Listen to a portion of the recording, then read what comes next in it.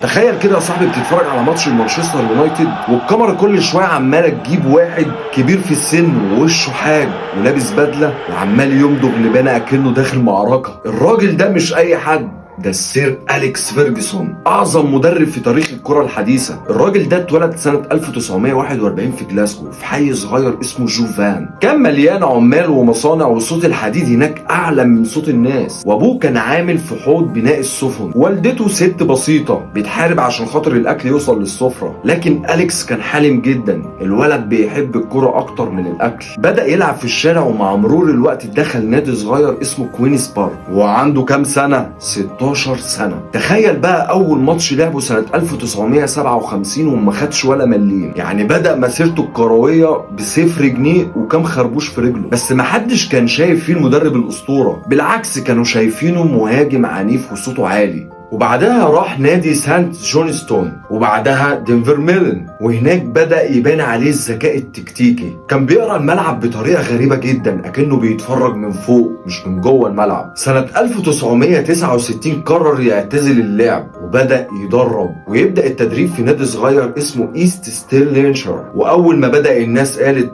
الراجل ده شكله مختلف، ومن هنا بدأت الأسطورة.